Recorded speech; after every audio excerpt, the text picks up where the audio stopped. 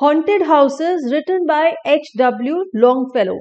Hello everyone, welcome to English Academy. I am Ruchika and in our today's video, we will study this poem Haunted Houses, and this is in the syllabus of ICSE class 10 from Treasure Chest book. So this poem is very interesting. जैसे कि हमें title से ही पता चल रहा है Haunted Houses. Now haunted means ऐसी जगह जहाँ पर घोस्ट आते जाते हैं. सो हमारे पोएट एक और स्पीकर का फॉर्म लेकर ये पोएम बता रहे हैं और वो हमें बताते हैं कि कैसे और कहाँ कहाँ पर घरों में भूत पाए जाते हैं और वो ऐसे क्यों घूमते हैं.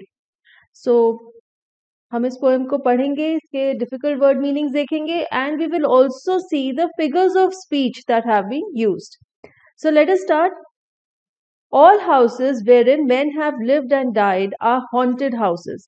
Through the open doors, the harmless phantoms on their errands glide, with feet that make no sound upon the floors. Haunted means visited by ghosts, जहाँ पर भूत आते जाते हैं. Phantoms means ghosts. Errands means task, यानी कि अलग अलग काम, आपके जो कोई भी काम होते हैं, जैसे बाजार से कुछ सामान खरीदना है, आपने कहीं जाना है, किसी को मिलना है, ये सब errands हैं. Glide means move lightly and smoothly, means वो बहुत हल्का हल्का मूव करते हैं. सो यहाँ पे वो क्या कह रहे हैं कि वो सभी घर जहाँ पर हम लोग जीते हैं, कोई मरता है, means we are born there, we live there and we die. तो ये जो घर है, जो मकान होते हैं, ये हॉन्टेड होते हैं. मीन्स वो कहते हैं कि यहाँ पर भूत आते जाते हैं. Now don't take it very literally, ऐसा ना हो कि हम सब डरने लग जाएं ये पढ़कर. तो वो ये कहते हैं कि घरों के दरवाजे जब खुले रहते हैं तब ये जो हार्मलेस फैंटम्स हैं, यानी कि ये जो भूत हैं जो हार्मलेस हैं, मींस ये किसी का नुकसान नहीं करते. ऐसा नहीं है जैसे हमने कोई हॉरर मूवीज देखी है, वैसा नहीं है. They are harmless. वो अपने काम करने के लिए इधर उधर ग्लाइड करते हैं, मींस बहुत ही लाइटली और सॉफ्टली मूव करते हैं. तो उनकी मूवमेंट हमें ह्यूमंस को पता भी नहीं चलती. with feet that make no sound upon the floors. तो वो बहुत ही सॉफ्टली घूमते हैं, चलते हैं कि उनकी कोई आवाज, कोई आहट नहीं होती, इसीलिए ह्यूमंस को पता भी नहीं चलता कि वहां पर घोस्ट मौजूद है. ठीक है. नेक्स्ट आंसर में वो कहते हैं, we meet them at the doorway, on the stair, along the passages they come and go. Impalpable impressions on the air, a sense of something moving to and fro. Impalpable means something or somebody that cannot be felt physically. Means हम उन्हें ना तो देख सकते हैं, ना हमें आवाज सुनाई देती है उनकी प्रेजेंस की, उनके चलने की, उनके बोलने की. तो वो इम्पैल्पेबल हैं. तो वो कहते हैं कि घरों में, दरवाजे के सामने, सीढ़ियों पर, रास्तों में, वो हर जगह आते जाते रहते हैं और उनके इम्प्रेशंस हवा में बन जाते हैं. मीन्स वो एक इम्प्रेशन की तरह, एक छवि की तरह है जो कि हवा में मौजूद होती है और हमारे जो स्पीकर हैं उन्हें सेंस पता चलती है कि कुछ आ जा रहा है, कुछ मूव कर रहा है. नेक्स्ट आंसर में वो कहते हैं, there are more guests at table than the host invited. The illuminated hall is thronged with quiet, inoffensive ghosts, as silent as the pictures on the wall. Illuminated means lighted, जगमगाता हुआ, लाइटों से चमचमाता हुआ. Thronged means crowded, भरा हुआ, and inoffensive, that is harmless. तो कहते हैं कि अगर कोई पार्टी होती है तो वहां पर जो होस्ट है, जो पार्टी को ऑर्गेनाइज कर रहा है, उसने जितने गेस्ट को इनवाइट किया है उससे ज्यादा लोग उस टेबल पे मौजूद होते हैं. तो एक्स्ट्रा कौन है? वो है वो घोस्ट. वो कहते हैं कि जो हॉल्स हैं, जो इल्यूमिनेटेड होते हैं, चमचमाते हुए होते हैं, उनमें भी चुपचाप घूमते हुए हार्मलेस घोस्ट भरे हुए होते हैं. और फिर वो कहते हैं कि जिस तरह से दीवारों पर पिक्चर्स टंगी हुई होती हैं, बिल्कुल क्वाइट, हार्मलेस, उसी तरह से ये घोस्ट भी होते हैं. ये किसी से कुछ नहीं कहते, किसी को कोई नुकसान नहीं पहुंचाते, बस वहां पर मौजूद होते हैं जिस तरह से दीवारों पे ये तस्वीरें टंगी होती हैं. Then in the next stanza he says, the stranger at my fireside cannot see the forms I see, nor hear the sounds I hear. He but perceives what is, while unto me all that has been is visible and clear. Forms here means shapes, और वो forms किसको कह रहे हैं? वो जो ghostly figures हैं। And perceive means सीव, वो कहते हैं मैं देख सकता हूँ। तो यहाँ पर हमारे जो स्पीकर हैं वो कहते हैं कि मेरी साइड पर, ये जो फायर प्लेस है इसकी साइड पर एक व्यक्ति बैठा हुआ है, वो स्ट्रेंजर है, वो अजनबी है, और वो इन फॉर्म्स को, इन घोस्ट को नहीं देख सकता जिन्हें मैं देख सकता हूँ। वो इनकी आवाजें भी नहीं सुन सकता जिन्हें मैं सुन सकता हूँ। लेकिन वो कहते हैं कि वो परसीव, यानी कि वो सिर्फ वही चीजें देख सकता है जो कि प्रेजेंट में उसके सामने मौजूद है, द लिविंग वर्ल्ड। लेकिन वाइल अनटू मी, लेकिन मैं वो सब कुछ देख सकता हूं जो कि दैट हैज बीन मीन्स जो पास्ट से लेकर आज तक मौजूद था, मैं वो सब कुछ देख सकता हूं, वो सब कुछ मुझे विजिबल है और क्लियर है। तो यहाँ पे हमें ऐसा महसूस होता है कि हमारे जो स्पीकर हैं वो खुद भी एक घोस्ट है। इसी वजह से उन्हें ये घोस्टली फॉर्म्स दिखाई दे रहे हैं और सुनाई भी दे रहे हैं, और वो कहते हैं कि मुझे पास्ट से लेकर आज तक जितने भी लोग हुआ करते थे, आज वो घोस्ट बन गए हैं, और साथ ही साथ जो प्रेजेंट में हैं वो सभी दिखाई दे रहे हैं। तो स्पीकर ये कहना चाहते हैं कि वो खुद भी एक घोस्ट है। Then we move to the next stanza. He says, we have no title deeds to house or lands. Owners and occupants of earlier dates, from graves forgotten, stretch their dusty hands and hold in mortmain still their old estates. Title deeds means legal document of ownership, and stretch means to spread out, and hold in mortmain means hold in inalienable possession.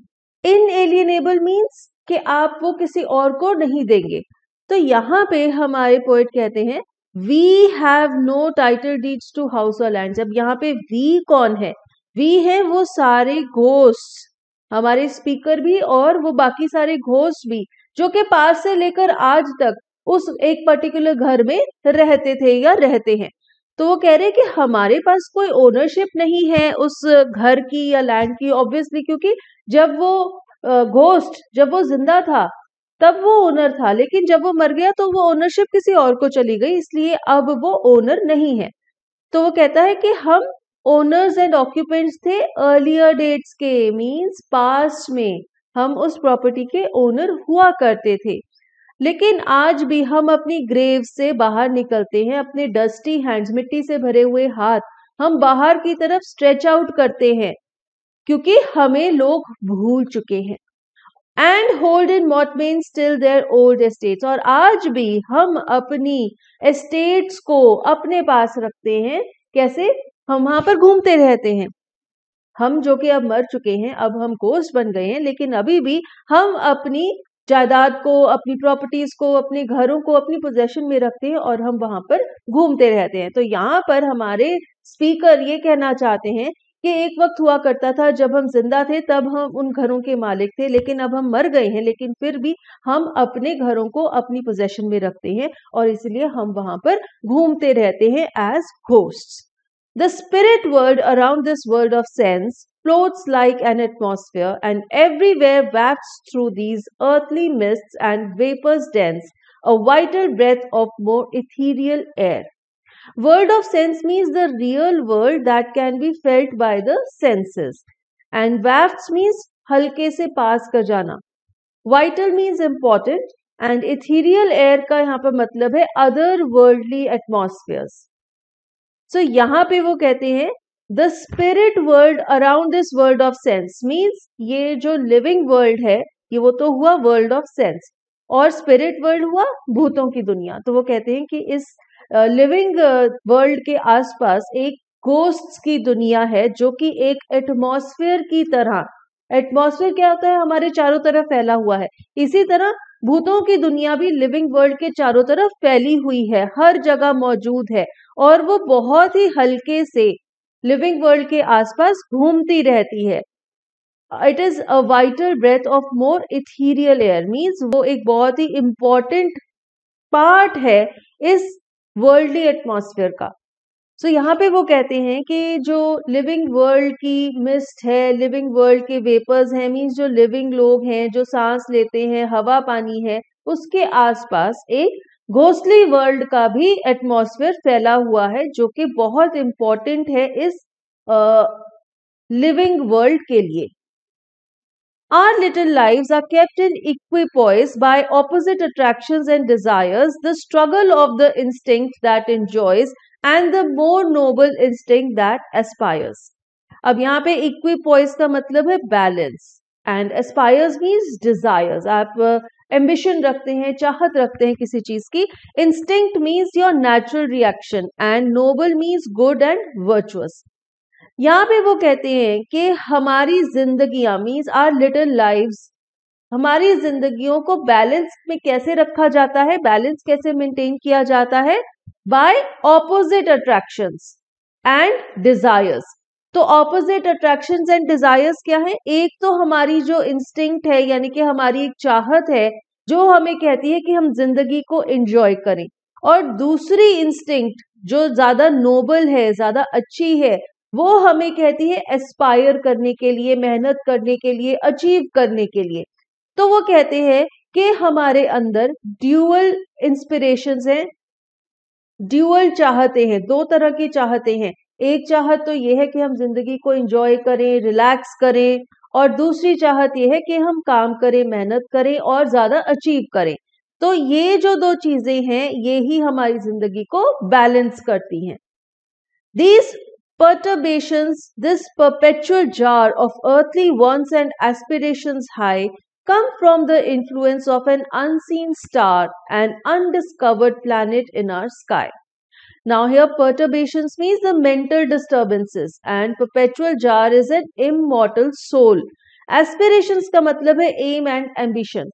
यहाँ पे वो कहते हैं कि हमारे मन में ये जो दुविधा पड़ी रहती है कि हम लाइफ को एंजॉय करें या फिर मेहनत करके कुछ और अचीव करें, ये जो मेंटल डिस्टर्बेंस है, ये हमारे इमॉर्टल सोल का हिस्सा है, क्योंकि ये जो हमारा इमॉर्टल सोल है, जो हमारी आत्मा है, वो भी इन दो चीजों में बटी हुई है.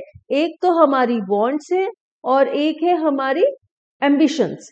हम एक तरफ तो जिंदगी को एंजॉय भी करना चाहते हैं और दूसरी तरफ हम अचीव करना चाहते हैं, जिसके लिए हमें बहुत मेहनत करनी पड़ती है. तो कहते हैं कि ये जो एक हमारे अंदर मेंटल डिस्टर्बेंस चलती रहती है, ये एक अनसीन स्टार के इन्फ्लुएंस से आती है, एक ऐसा प्लैनेट जिसे कि हमने अभी तक डिस्कवर नहीं किया, जो कि हमारे स्काई में मौजूद है.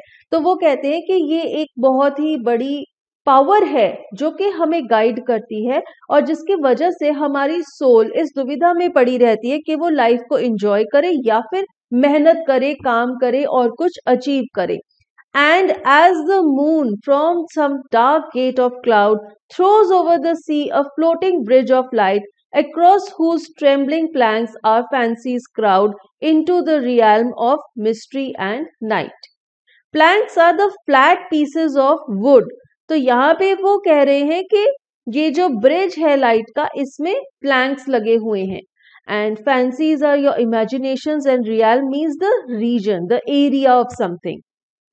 तो यहाँ पे वो कह रहे हैं कि रात को जो चांद होता है आसमान में, उसकी जो चांदनी है जो धरती पर आती है, वो एक ब्रिज की तरह है, क्योंकि वो मून को अर्थ के साथ कनेक्ट करती है.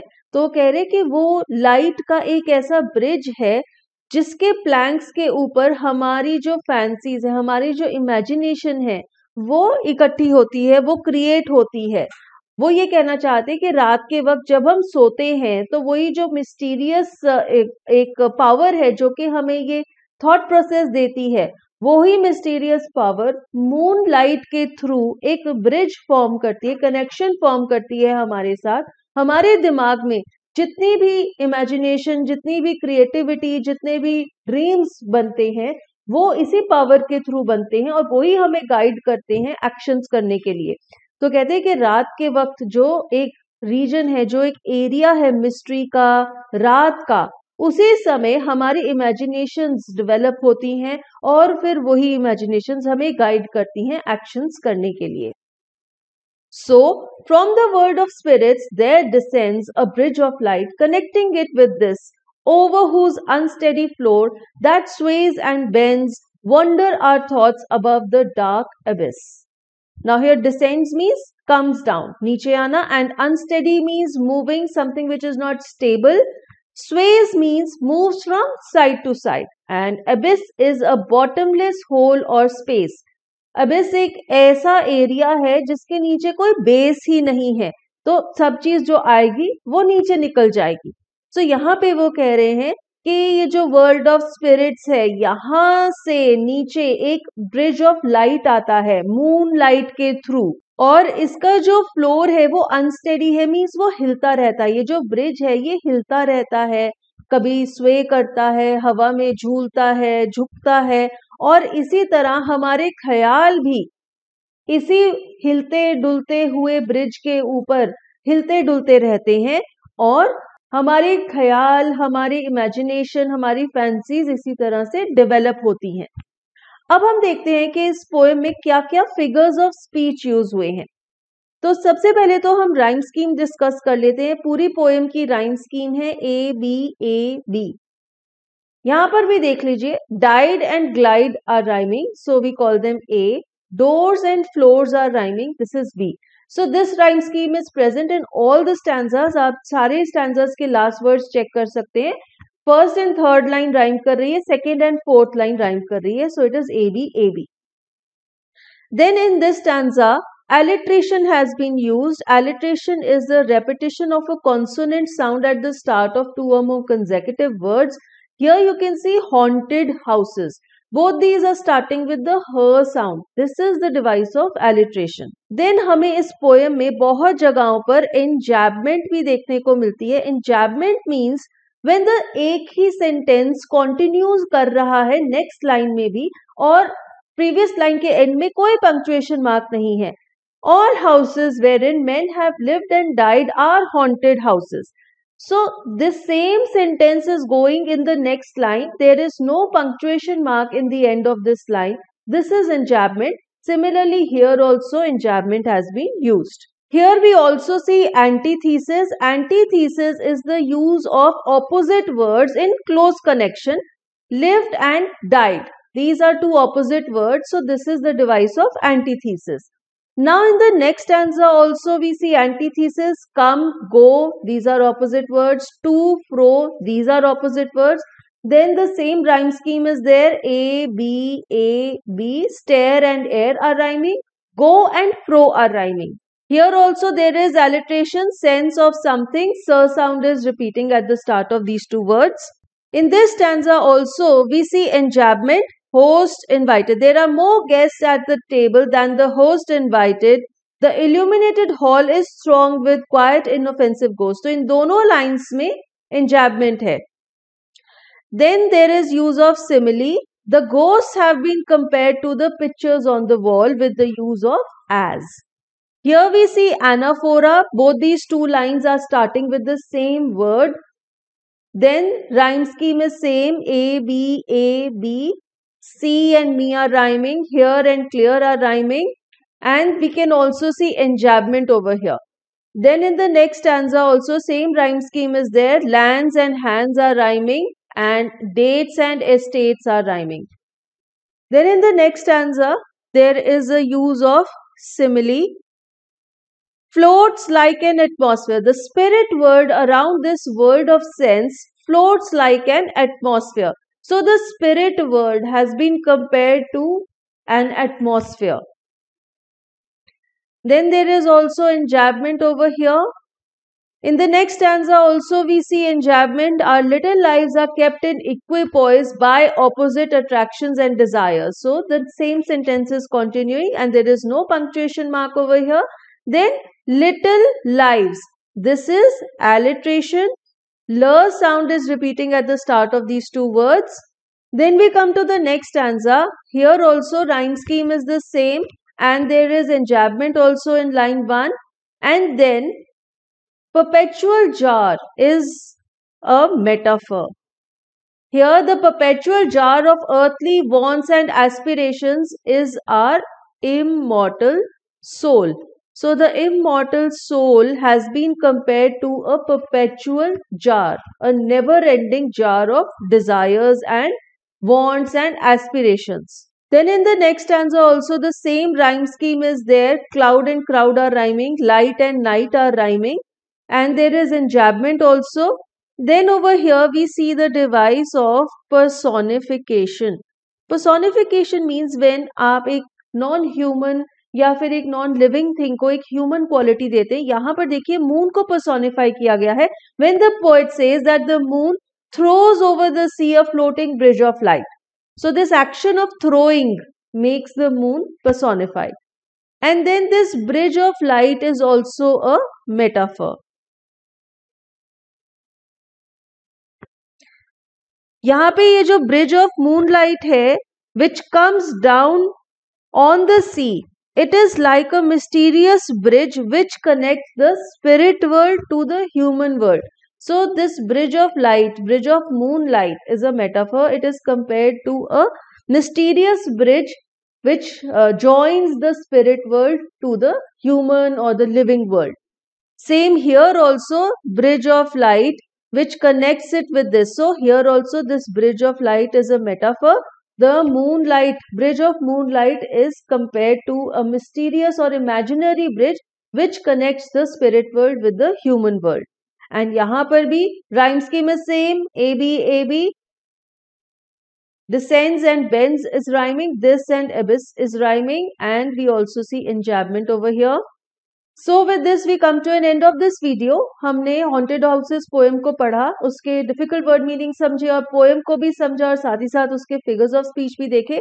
And I hope you have understood the poem. If you have any doubts, please feel free to write in the comment section. And if you want the lesson notes of this chapter, you will get the link in the description box below this video. Thank you for watching this video and stay connected.